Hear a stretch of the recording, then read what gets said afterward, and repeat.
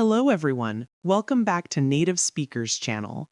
I'm Sarah, and I'm so happy you're here with us today.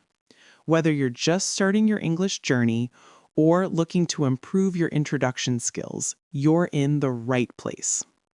Hey there, I'm Johnny, and today we're going to talk about something really important and useful.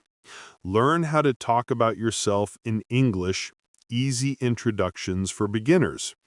This is one of the first things you'll need when you meet new people, right, Sarah? Absolutely. Johnny, I remember when I was learning Spanish, the hardest part was always those first few minutes of meeting someone. What do I say? How do I introduce myself? It can feel really overwhelming. That's so true. So let's break it down and make it super easy for our listeners. Sarah, why don't we start with the basics? What's the simplest way to introduce yourself? Great question. The most basic introduction has three parts: your name, where you're from, and maybe one thing about yourself. For example, hi, I'm Sarah. I'm from California, and I love teaching English. See? Simple and friendly. Perfect example. And you know what I like about that? You kept it short, but also gave the other person something to talk about. The fact that you love teaching. That's a conversation starter right there. Exactly. Now, let me ask you, Johnny, when you introduce yourself, what do you usually say? Well, I usually say something like, hey, I'm Johnny. I'm from New York originally, but I've been living in London for the past 5 years. I work in marketing, and in my free time, I'm really into photography. That's a great introduction. You've given so much information that someone could ask you about: New York, London, marketing, or photography. You're making it easy for the conversation to continue. Right, and that's the key, isn't it? You don't want to just state facts about yourself. You want to open doors for conversation. Absolutely. Now, let's talk about some common phrases people use when introducing themselves. The most common one is obviously, my name is, or the more casual, I'm. Yeah, and I'm from is how most people talk about their hometown or country. Like, I'm from Brazil, or I'm from Tokyo.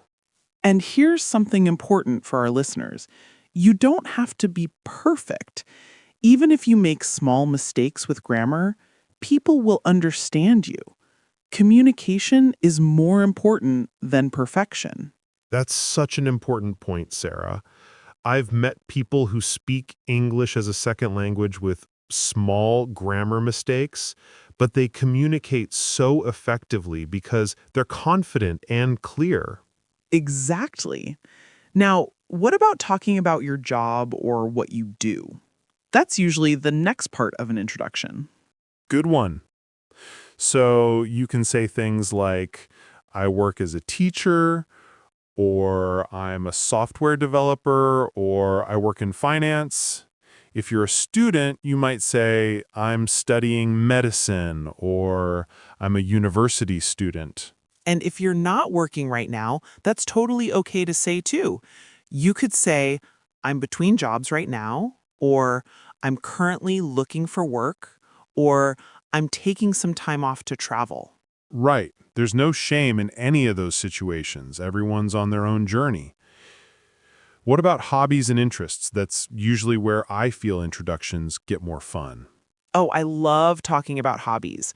This is where your personality really comes through. You can say things like, in my free time, I enjoy, or I'm really into, or I love to.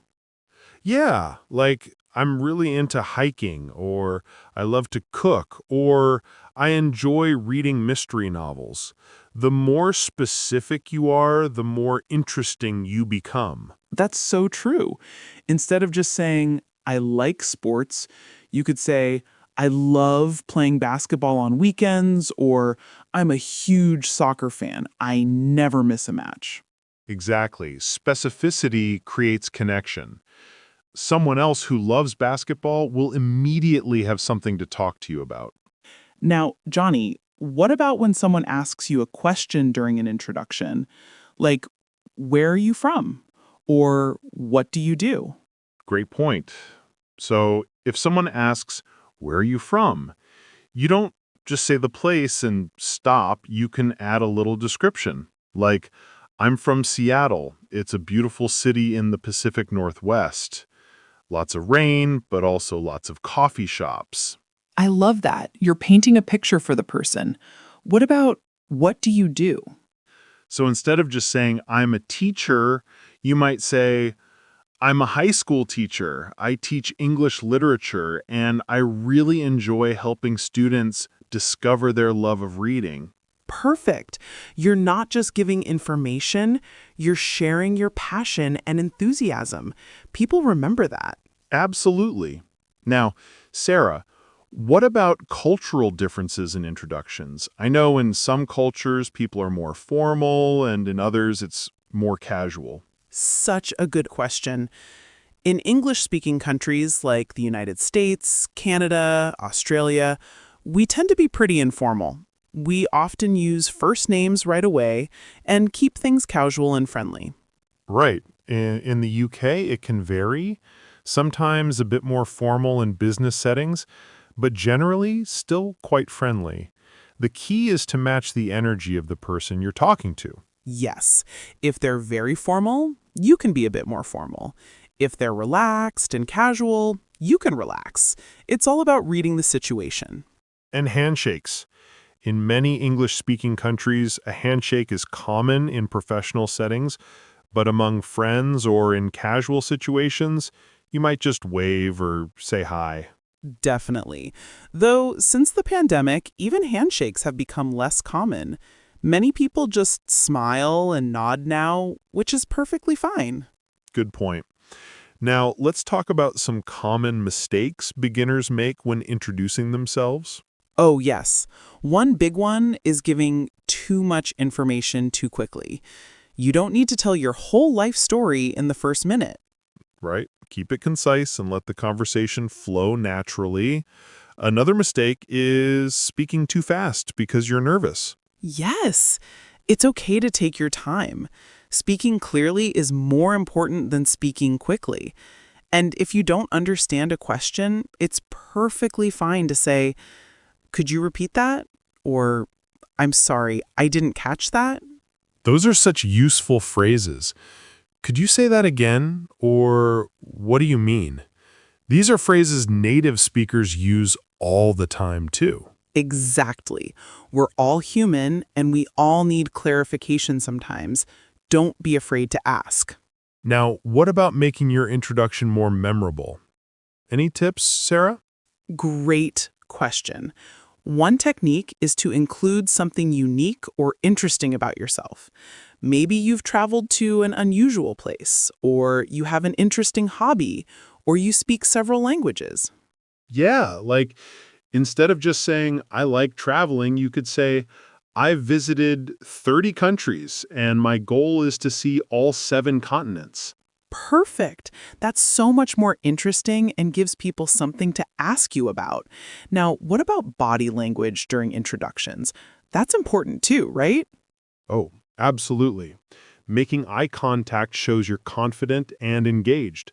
Smiling makes you seem friendly and approachable, and standing or sitting up straight shows confidence. And in video calls or Zoom meetings, which are so common now, make sure you're looking at the camera when you introduce yourself, not just at the screen. Yes, that simulates eye contact and makes you seem more engaged. Also, check your lighting and background. It sounds silly, but it makes a difference. Definitely. Now, let's practice some introduction scenarios. Sarah, pretend we just met at a coffee shop. How would you introduce yourself? Okay. Hi there. I'm Sarah. I couldn't help but notice you're reading that book. I just finished it last week. Do you mind if I sit here? This place is packed today. Nice. You introduced yourself, made a connection through the book, and asked a polite question. That's perfect for a casual setting. Thanks. Now you try. Let's say we're at a business networking event. All right. Good evening. I'm Johnny Martinez. I work in digital marketing for a tech startup here in the city. This is my first time at this event. Have you been to these meetups before? Excellent! You gave your full name, which is more professional, stated what you do clearly, and asked an engaging question. That's perfect for a business context. Right. And that's the key, isn't it? You don't want to just state facts about yourself. You want to open doors for conversation. Absolutely. The person you're meeting wants the conversation to go well too. They're not sitting there waiting for you to make a mistake.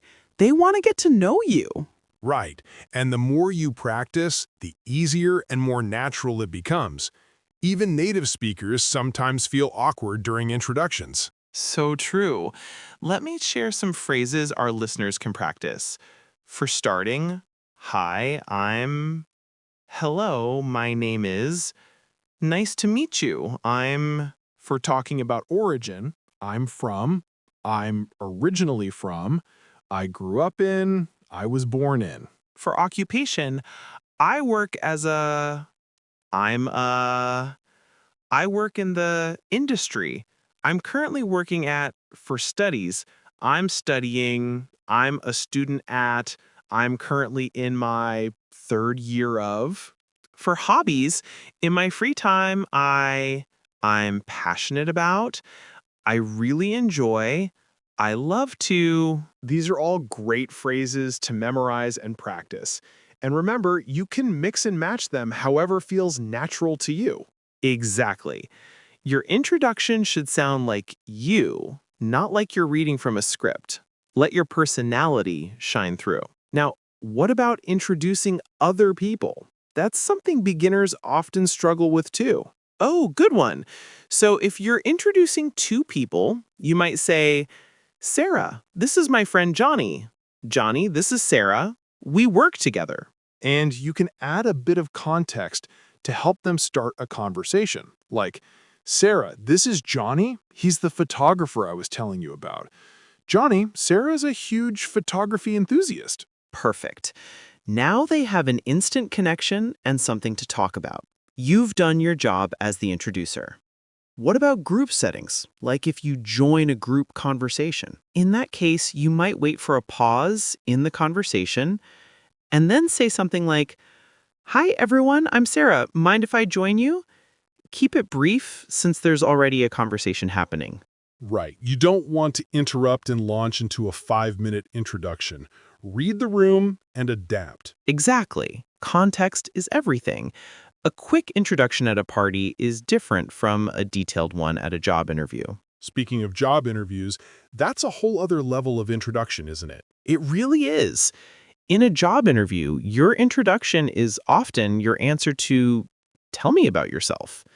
You want to be professional, but also show your personality. I usually recommend a structure like current role, relevant experience, why you're interested in this position, and maybe one personal detail that shows you're a well-rounded person. That's perfect. Like, I'm currently working as a marketing coordinator at XYZ company, where I've spent the last 3 years developing social media strategies. I'm excited about this opportunity because I'm passionate about sustainable fashion, which is what your company focuses on. Outside of work, I volunteer at a local animal shelter, which has taught me a lot about commitment and compassion. Excellent example. You've shown your professional experience, your genuine interest in the company, and added a personal touch that shows character. And it flows naturally. It doesn't sound rehearsed, even though you've clearly prepared. Preparation is key. I always tell people to practice their introduction out loud before important events or meetings. Yes, practice in front of a mirror, record yourself, or practice with a friend. The more you do it, the more natural it feels.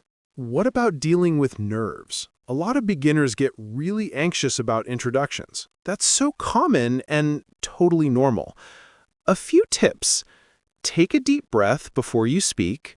Remind yourself that everyone gets nervous. And remember that the other person probably isn't judging you as harshly as you're judging yourself. Great advice. And if you do make a mistake, forget a word, stumble over something, just smile, correct yourself if needed, and keep going. Everyone understands. Absolutely. Native speakers make mistakes all the time. We forget words, we stumble, we say and It's all part of natural conversation. You know what else helps? Preparing a few questions to ask the other person. That way, if you get nervous, you can shift focus to them. Such a good tip. Questions like, what brings you here? Or how do you know the host? Or what do you do? Are great go-to questions. And they take the pressure off you while also showing you're interested in the other person, which is important for making a good impression. Definitely. People love talking about themselves, so asking questions is always a good strategy. Now, let's talk about following up after an introduction. Say you've met someone at a networking event. What's next? If it's a professional context, you might exchange business cards or LinkedIn information. Then within a day or two, send a brief message like, "It was great meeting you yesterday. I really enjoyed our conversation about marketing strategies. Let's stay in touch." Perfect. You're reminding them who you are, referencing something specific from your conversation, and showing interest in maintaining the connection. Exactly. And if it's a more casual friendship situation, you might say, "Hey, it was so nice meeting you. Would you want to grab coffee sometime?" Simple and friendly. The key is following through when you say you'll stay in touch. Yes. Don't be that person who says, "Let's hang out," and then never reaches out. So true. Now, we've covered a lot today. Sarah, can you summarize the key points for our listeners? Of course.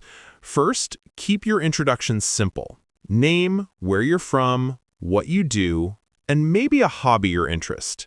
Second, be specific and authentic. Let your personality show.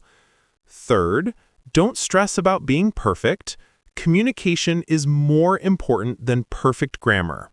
Great summary. And I'd add, practice your introduction beforehand, use body language to show confidence, and prepare a few questions to ask others. Most importantly, remember that introductions are just the beginning of a conversation, not a performance. Beautifully said, Johnny. And for our listeners who are feeling nervous about introductions, remember, everyone was a beginner once. Every native speaker you hear today was once a baby learning their first words. That's such an encouraging perspective. Be patient with yourself, celebrate small victories, and keep practicing. And don't forget, making mistakes is part of learning. Every mistake is actually a learning opportunity that helps you improve. Absolutely. So go out there and introduce yourself to someone this week. Practice with a friend, a family member, or even talk to yourself in the mirror. Yes, and if you're watching this video or listening to this podcast, practice right now. Pause this and try introducing yourself in English. Say it out loud. Great idea. We believe in you, and we know you can do this. Introductions are a skill, and like any skill, you get better with practice. Well, everyone, that's all we have for today's conversation. Thank you so much for joining us on Native Speakers Channel. Yeah, thanks for listening. We hope this conversation gave you confidence and practical tips for introducing yourself in English. If you found this helpful, please share it with friends who are learning English. And leave us a comment telling us where you're from. Practice your introduction right there. And remember, keep practicing, stay confident, and don't be afraid to make mistakes. That's how we all learn. Until next time, this is Sarah. And Johnny saying goodbye and good luck with your English journey. Take care, everyone. See you next time.